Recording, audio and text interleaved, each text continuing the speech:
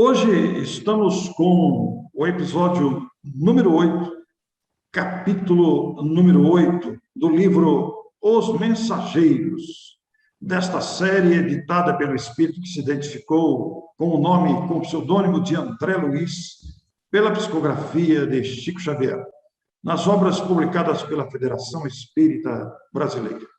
E este capítulo 8, episódio número 8, do livro Os Mensageiros, o desastre de Acelino. Eu e Américo Sucena temos toda semana aqui comparecido neste canal com os comentários que colhemos desses capítulos. Tem sido uma experiência muito oportuna para todos nós. Agradecemos a sua audiência, a sua presença e vamos estudar hoje esse desastre de Acelino. Nós nos lembramos que no capítulo anterior conhecemos a queda de Otávio, com quem André Luiz teve a oportunidade de conversar, conhecer o seu drama de alguém que se recusou à tarefa mediúnica, apesar de toda a assistência que teve para essa finalidade. Agora, aqui, Américo, tem uma comparação interessante do próprio Acelino, que teve a oportunidade também de conversar com o André Luiz. Ele faz uma comparação com um jogo de futebol. De fato, ele faz essa comparação, dizendo que o Otávio perdeu o jogo, mas nem jogou, nem entrou em campo, né? E ele jogou e perdeu desastradamente. Então, acho que ele está ajudando o Otávio suportar as suas dificuldades, contando um caso pior que o dele. Pois é, foi o que a gente percebe. André Luiz se julgou muitas vezes desventurado, tomou conhecimento da queda de Otávio, o médium que fracassou por recusar a tarefa, e agora se encontra com alguém, que é o nosso Acelino, dizendo que aceitou a tarefa, mas escorregou aí na maneira de cumprir essa tarefa.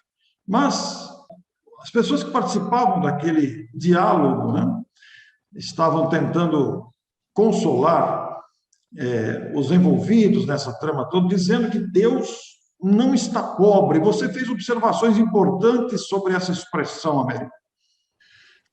Normalmente a gente usa isso como metáfora, e algumas pessoas acham que Deus empobrece, como se isso fosse possível, né? O gerente do universo inteiro, de todos os universos, ficar pobre, porque é uma metáfora que foi usada aí. É preferível entender da seguinte forma: Deus não empobrece, não é? E ele também não se ofende quando a gente faz coisa errada, porque a gente analisa Deus como se fosse um homem de barbas brancas e muito velhinho, né? Afinal de contas, faz tempo que ele é o Criador de toda a eternidade, então deve ser bem velhinho. Na realidade, Deus não se ofende, né?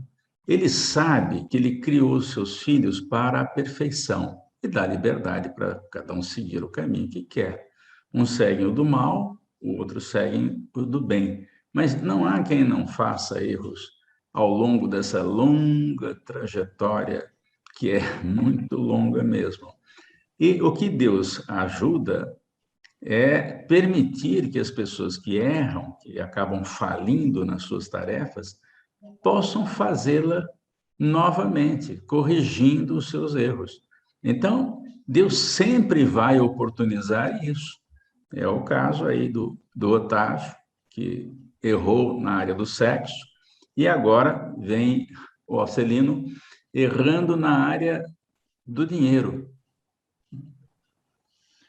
Isso que é mais triste, né? O Acelino contou a sua história, estava presente ali o Vicente, Dona Isaura, o próprio André, estavam presentes ali, e Acelino contou a sua história.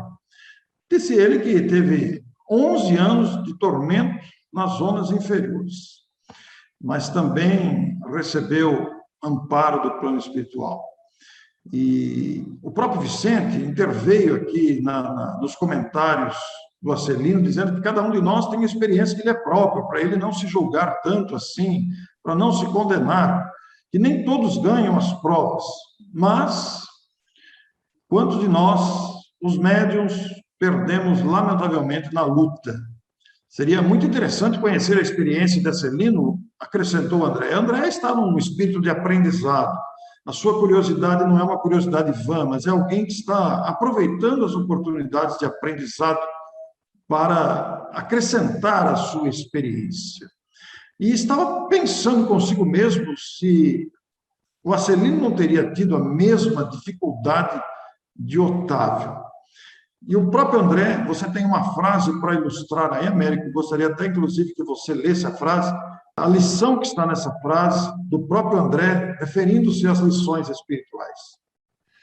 Muito interessante, porque o André nunca soube de mediunidade quando estava encarnado, e, portanto, ele não entendia como é que as pessoas podem fazer essa tarefa. Estava aprendendo, é coisa nova para ele. E a frase dele é oportuna. No mundo, não compreendia bem o que fossem tarefas espirituais, mas aqui a nossa visão se modifica. Há que cogitar do nosso futuro eterno. Então, é um alerta. Todos nós devemos nos preocupar com o futuro na eternidade, não com o futuro dessa encarnação só. E por isso a preocupação em adquirir valores morais, e de preferência mais rápido. Américo, neste ponto aqui do capítulo, muitos de nós, inclusive nós que estamos comentando aqui, os amigos que estão acompanhando esse estudo, talvez nos perguntemos o que seriam exatamente essas tarefas espirituais, né? Que André confessa não ter compreensão quando estava encarnado. E muitas das pessoas encarnadas não têm a noção desta extensão do compromisso que não está restrito à vida material, sobrevivência, cuidar da família, evolução na cultura, e mesmo a questão de virtudes, que é um destaque sempre que se dá na civilidade, na moralidade. Mas a vida não se resume a esse estágio de encarnação. E compreende também tarefas espirituais. Como é que nós poderíamos completar essa expressão, Américo, tarefas espirituais, que nos diz respeito diretamente a todos, independente de crença, independente de nomenclatura religiosa, de cultura, independente, todos nós temos tarefas espirituais.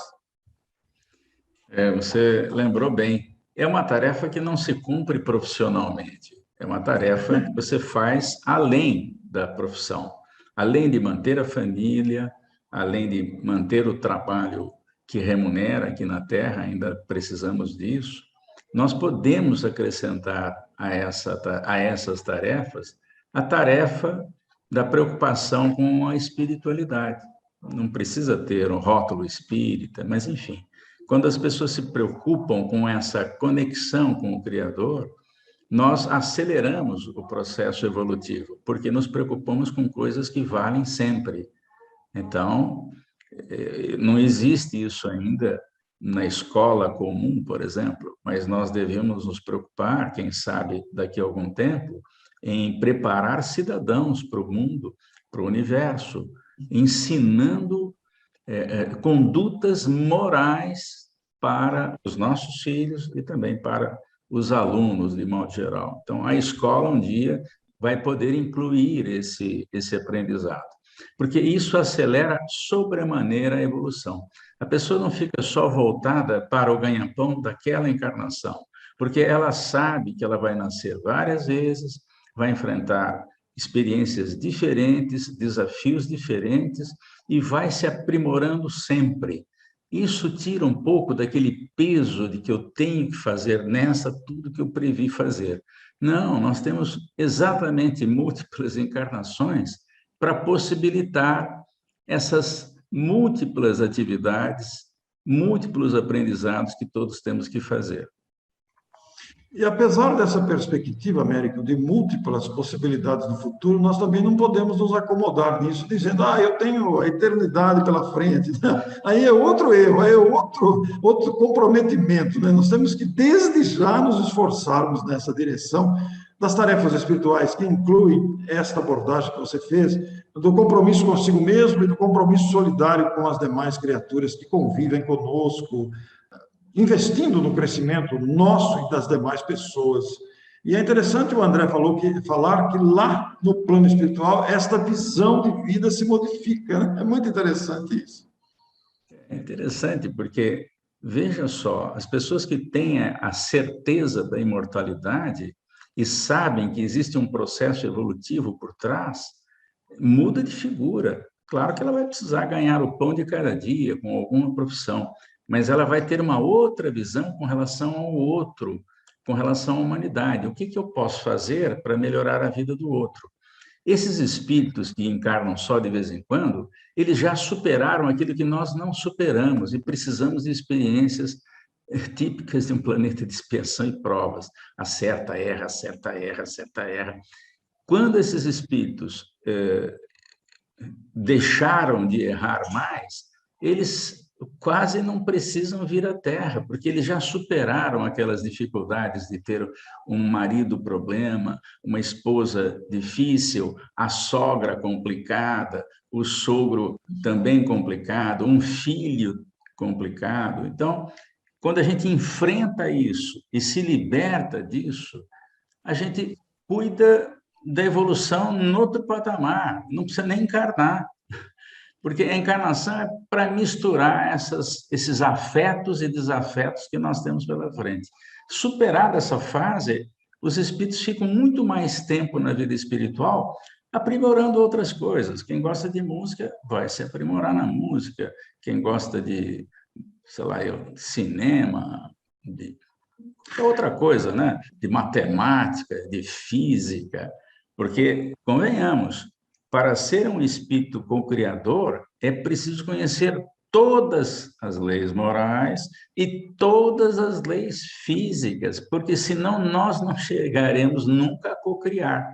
Então, Jesus, ele não é só o mestre e modelo moral que nós temos, mas ele é o físico, ele é o químico, ele é o matemático, ele é o biologista que constrói DNAs, dando origem a diversas espécies. Então, essa é a tarefa dos espíritos que chegam ao nível que a gente chama de puro, né? E que significa melhor, que não recebem mais a influência da matéria, eles influenciam a matéria. Quem é que não quer chegar nesse nível para não ter que sofrer? Né?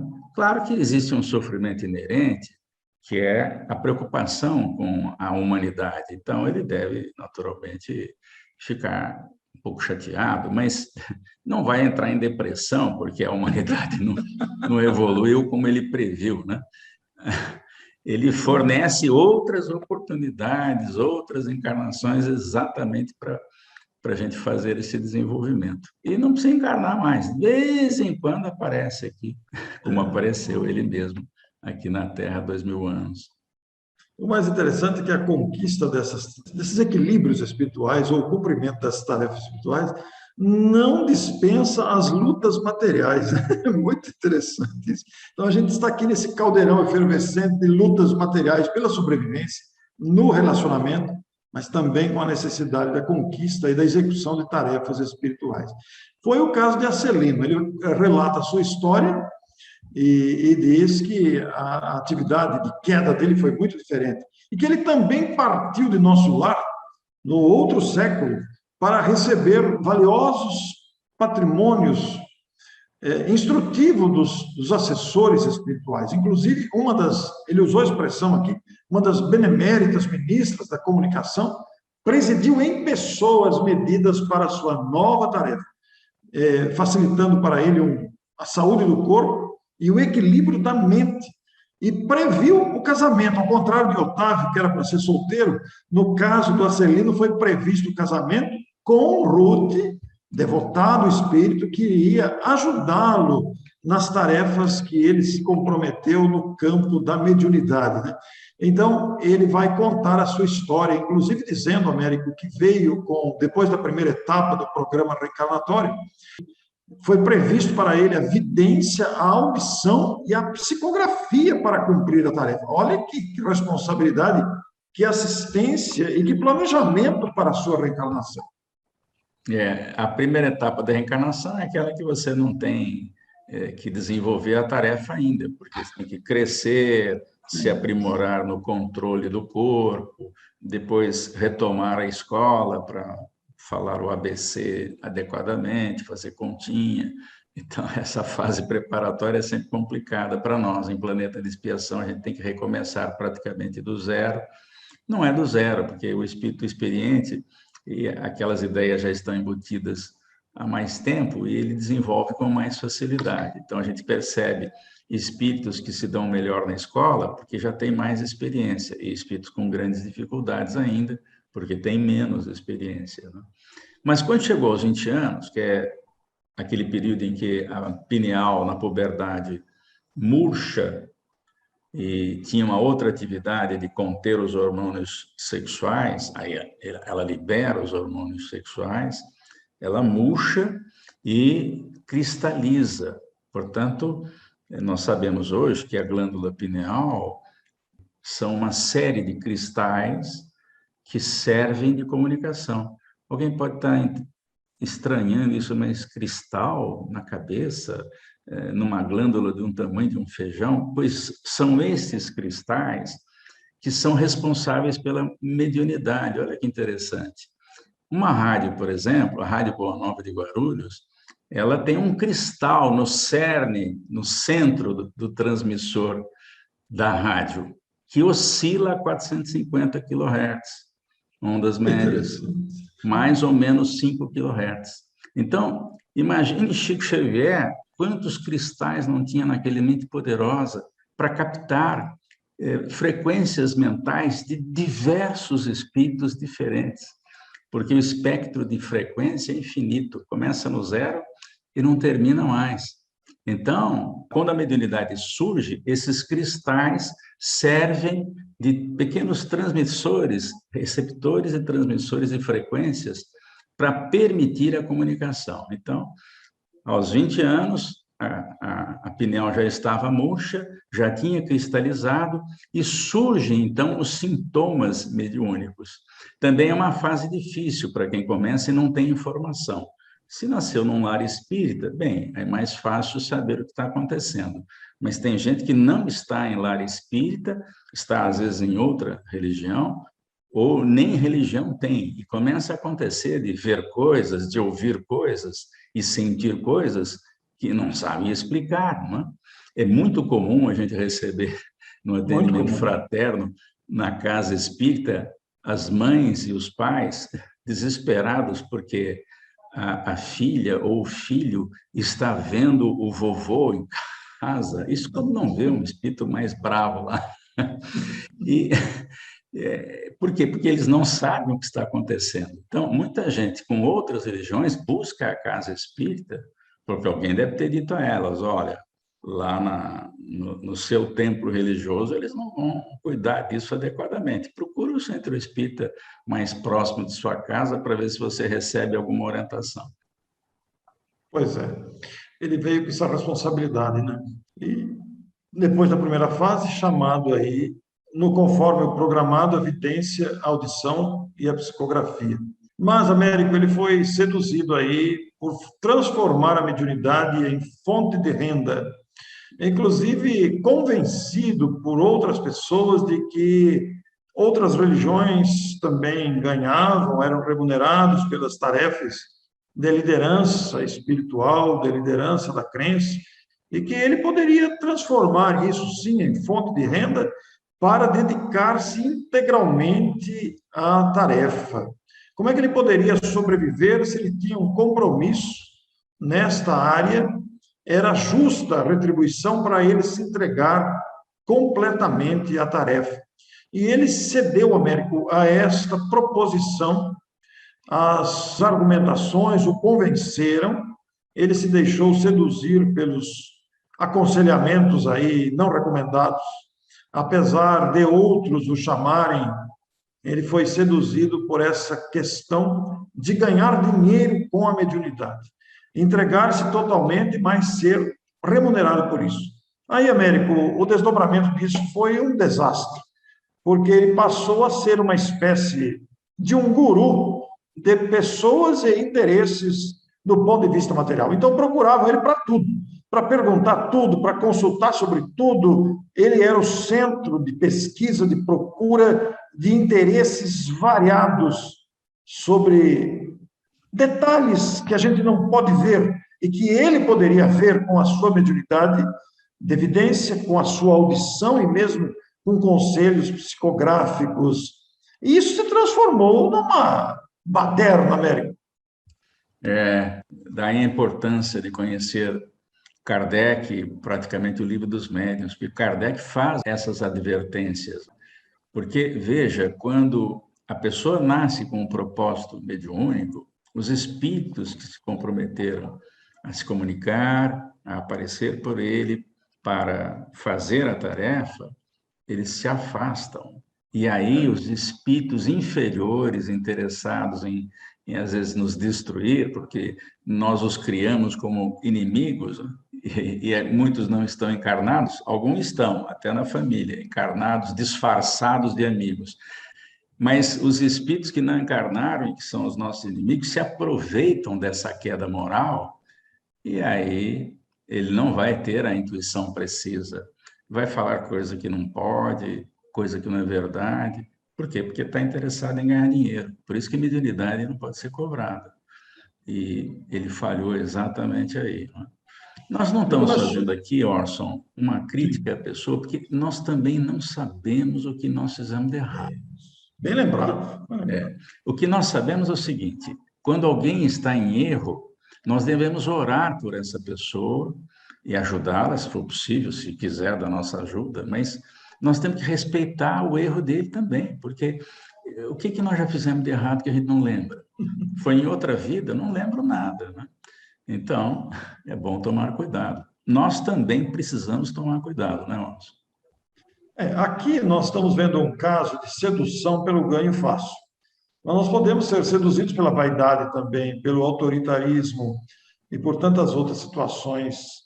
Você imagina, você citou há pouco aí o atendimento fraterno. Quantas pessoas não podem ser seduzidas no atendimento fraterno a seduzir uma outra pessoa através de adentrar a intimidade da sua vida pessoal e obter informações que não é finalidade do atendimento fraterno, ir além do razoável na conversa, né? Neste caso do Acelino, por exemplo, enorme interesse foi despertado entre aqueles que o procuravam por causa de doenças físicas mesmo, doenças do corpo, procuravam melhora com ele, mas também solução de negócios materiais.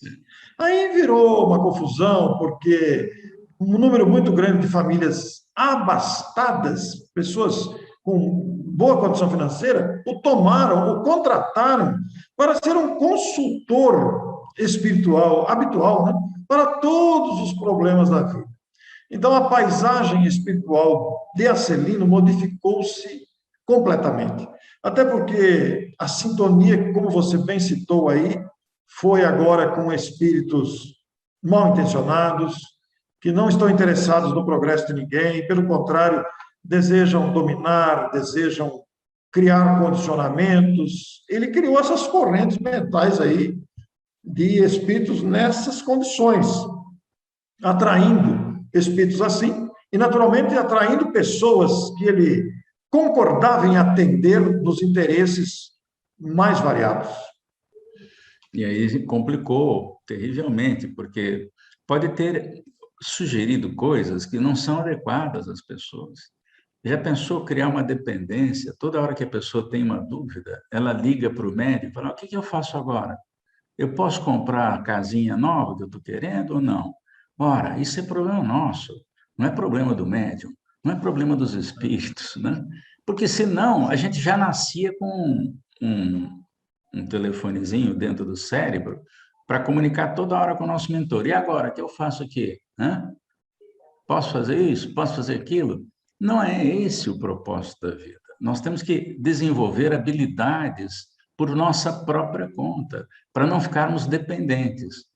E, por exemplo, isso às vezes resulta, por essa atitude, no comprometimento da família. As pessoas que não ensinam os seus filhos a enfrentar desafios, porque acham que tem que fazer o melhor para o filho e impedi-los que eles façam as coisas e a gente fazer tudo para eles. Nós estamos cerceando, nós estamos atrapalhando o desenvolvimento dos espíritos, porque a vida é uma coleção de desafios. Começa no primeiro dia, termina lá no último, nesta encarnação, depois continua lá do outro lado. Que coisa, Américo, que panorama que esse capítulo abre. Nós estamos vendo aqui uma situação lamentável de um médium que se perdeu na mediunidade como fonte de renda, e nós já aprendemos com Allan Kardec que a mediunidade deve ser santamente exercida, deve ser exercida com esse sentido de responsabilidade e de serviço ao próximo. E aqui eu me permito ler esse parágrafo aqui, porque ele falará melhor do que eu tentar falar. Desde o instante da grande transição, a ronda escura dos consulentes criminosos que me haviam precedido no túmulo rodeou-me a reclamar palpites e orientações de natureza inferior. Quando a morte o levou, ele se viu no mundo espiritual cercado desta multidão de espíritos que continuavam querendo informações dele, queriam notícias de quem estava encarnado, de resultados comerciais. Está aqui no texto, eu estou usando o próprio texto do capítulo, de soluções atinentes a ligações clandestinas. Aí, Américo, é inevitável, né? Gritou, chorou, implorou, se arrependeu, mas estava preso a esses elos mentais em virtude do comportamento anterior, imprevidente na defesa do seu próprio patrimônio. 11 anos consecutivos sofrendo a consequência dessas faltas, entre muito remorso e amargura. Acabou complicando sobremaneira. Então, ao desencarnar, aquela multidão que tinha se acostumado com ele aqui na Terra, ainda estava lá do outro lado, perguntando para ele o que tinha que fazer. E, às vezes, até querendo que ele fizesse alguma coisa para os que ficaram encarnados. Veja a confusão que isso dá, né? O sujeito ficou desesperado, porque ele não conseguia nem resolver o próprio problema, ainda tinha que ajudar a resolver o dos outros, né? Sendo que ele tinha toda a chance para resolver e facilitar a vida das pessoas. O exemplo maior disso aí, Orson, é Francisco Cândido Xavier. Nunca teve nada. Se ele ganhasse R$ 1 por cada livro que ele psicografou e para cada livro que fosse vendido, ele seria milionário. Mas ele é um espírito experiente, ele sabe que esse não é o problema. Dá para viver com muito pouco. Quanto mais evoluído o espírito é, menos coisas ele tem. O próprio Jesus é exemplo disso, não tinha nem um travesseiro, nem travesseiro para dormir, quanto menos cama, quanto mais cama. Não tinha nada. Por quê? Porque os espíritos superiores, eles fazem muito com muito pouco. Então, Chico tinha uma casinha para morar, ele fez questão de pagar a própria casa, ele não aceitou ajuda de ninguém. Pagou a própria casa com muita dificuldade. A gente sabe que ele tinha um salário de Ministério da Agricultura, que era assim, ó, mas e com esse salário ele se desdobrava, ajudou a educar os filhos da família que era grande, os irmãos, né? Depois filhos de irmãos que eram sobrinhos dele. Por quê? Porque o espírito superior ele não precisa de muito dinheiro, ele sabe o valor das coisas, ele sabe que a dificuldade ela prepara os outros para enfrentar desafios, porque a vida é uma coletânea deles, desafio todo dia.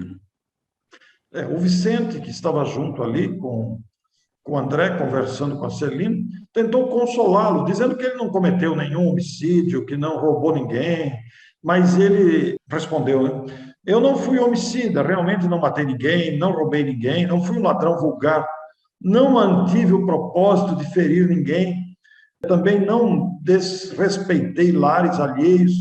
Mas aqui tem um detalhe de máxima importância, Américo. Eu apenas fiz viciados na crença religiosa e delinquentes ocultos, mutilados da fé e aleijados do pensamento.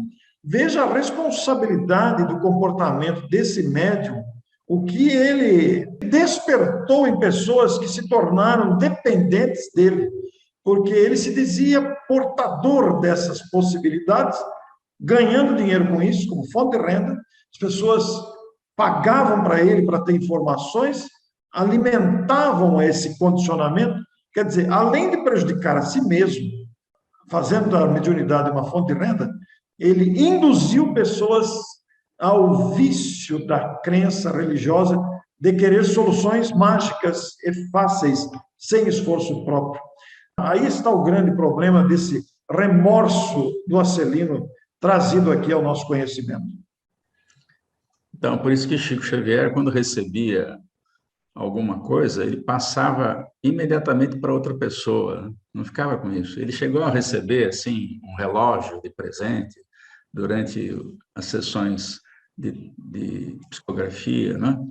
E ele simplesmente passava para outro que não tinha o relógio, né? Chegou a ganhar carro, passou o Isso. carro para o que não tinha, disse que tinha perdido o carro, bateu o carro, ele ganhou um carro, um Fusquinha, passou imediatamente o Fusquinha para o nome do outro sujeito, chegou a ganhar terrenos, Isso. passou o terreno para outra pessoa, exatamente para não se comprometer. Mas por quê?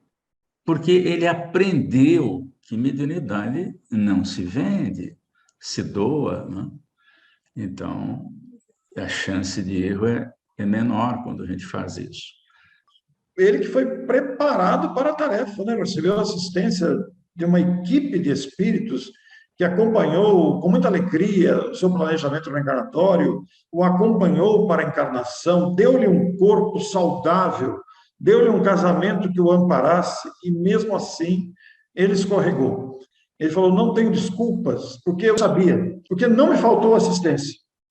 E o capítulo termina com uma indagação dele mesmo, que concluiu: podem avaliar a extensão da minha culpa? É muito grave, Américo. É grave, mas ele vai ter também a sua outra oportunidade, breve, né? Então, está se preparando outra vez, né? Na É, área da mediunidade, muito provavelmente, porque como ele não fez, não assaltou ninguém, não matou ninguém, é né? isso. Ele criou mutilados da fé, aleijados do pensamento. Então, ele vai ter a chance de fazer isso de novo. Então, deve estar se preparando de uma outra forma. E com essa experiência, foi muito difícil para ele, certamente lá dentro dele, quando alguém abrir a carteira para oferecer alguma graxa, como a gente costuma dizer aqui, para que ele dê a informação que o consulente pede, ele vai sentir culpa na hora, Orson. Eu tenho uma experiência nessa área muito interessante. Toda vez que eu revia determinada cena de alguma circunstância, eu tinha uma culpa que eu não sabia de onde vinha. Nossa, o que é isso, né? O que está acontecendo? Porque provavelmente eu passei por essa situação e realmente me senti culpado. Então, veja, o próprio Celino, ao reencarnar agora, trazendo a culpa, não é? Ele não vai lembrar do episódio que gerou a culpa, ele não vai lembrar, mas a culpa está lá, ele está dentro dele. E com isso ele vai trabalhar. Então, na primeira oferta da mediunidade, pelo uso da mediunidade, ele pode rejeitar com mais facilidade agora. Né? Foi o que Porque tem aconteceu. uma, Enquanto eu não trabalhei aquela culpa, toda vez que aquilo acontecia, eu sentia. Olha só. é muito profundo isso. Enquanto você considerava aí, eu fiquei pensando aqui, nós estamos estudando um caso específico de mediunidade programada, audição, vidência, psicografia, mas essas ocasiões de rejeitar favorecimentos, digamos, cabe na vida de relação, Américo, não é só na mediunidade, embora esse capítulo seja específico de mediunidade, porque nós também criamos situações e circunstâncias criminosas através de aceites de facilidades e de como a gente vê tão comum no comportamento humano atual ainda no planeta. Essa lição também cabe ao nosso comportamento como cidadão. Bem lembrado, Orson. A propina vem daí. E quem acostuma com a propina vicia, dependente da propina. E aí, às vezes, a propina vem do erário, do dinheiro público. Isso é um crime que lesa toda uma nação, todos os cidadãos da nação. Então, nós precisamos ter cuidado com isso também. Ninguém está livre disso, né? Nem nós. Então, vamos ficar atentos a isso. Que às vezes a gente quer ganhar fácil, né? Aí é que mora o perigo. Américo, por outro lado, também tem uma questão. Alguém que consegue resistir à palavra à propina hoje, não na mediunidade, mas no comportamento cidadão, ele já Isso, está preparado para amanhã resistir quando tiver uma tarefa desse porte aqui, porque isso. já viveu a situação, treinou antes. Porque, seguramente, quem aceitava propina, mesmo quando ele já assume que não vai aceitar, ele vai ser testado. E não é no Isso. pouco, vai ser testado no muito. Enquanto é pouco, não tem problema nenhum, né? E quando for muito, pior ainda, né? Então, mesmo Chico Xavier foi testado, Orson. Mesmo Sim, ele. sim. Ele teve a oportunidade de ficar riquíssimo, mas um espírito experiente já não cai mais nessa Opa, esparrela, como para se aí. costuma dizer no interior, né? Que coisa, né, velho? Olha só, né? A experiência de Acelino serve para todos nós em todos os aspectos, Todos. porque é um freio em si mesmo, é um Exatamente. treinamento para evitar desastres futuros. Muito boa essa conclusão aqui, Américo, embora específica de mediunidade, nos cabe na vida pessoal. A experiência de Acelino. E a gente pode Sim, ajudar filhos e netos, alertando, meu filho, nunca receba recursos indevidos de ninguém, né? Se a gente não fizer isso, pode ser que eles queiram fazer. Então, nós podemos ajudar até os familiares ou amigos. Por isso que a evangelização é muito importante, que essas noções sejam passadas às crianças, para que elas não cometam isso, não façam isso, porque isso vai trazer muita dificuldade, muita tristeza, muito aborrecimento para o espírito. São quedas que a gente pode evitar para muita gente. até porque quando alguém aceita uma vez, na segunda aceitará com mais facilidade, e aí vai um despenhadeiro, uma bola de neve que se Pode, né? apresenta. Na mediunidade também é assim, Américo, a gente sabe, né? É verdade. Mediunidade é coisa séria, porque envolve os dois planos, né? Então, a gente pode prejudicar os espíritos e os encarnados. Como no caso aqui tão bem citado, que fez viciados da crença e delinquentes ocultos, mutilados da fé e aleijados do pensamento. Veja, o nosso comportamento pode induzir alguém a ficar mutilado na fé. Olha que coisa, a gente não pensa nisso. Não O pensa. nosso comportamento pode induzir alguém. E aí a responsabilidade é nossa, não vai ter jeito. Vai ter que reparar depois. Isso não é ameaça, isso é realidade, é É lei. realidade, né? Muito bem. Na próxima semana, o capítulo 9, Ouvindo Impressões. André continua com essas orientações, essas reflexões em torno das questões aí de orientação. Então, ouvindo impressões, impressões que sempre são muito úteis para o nosso aprimoramento, assim como o André está aprendendo, nós também. É verdade. Então, até o próximo programa. Até a semana que vem. Grande abraço, obrigado.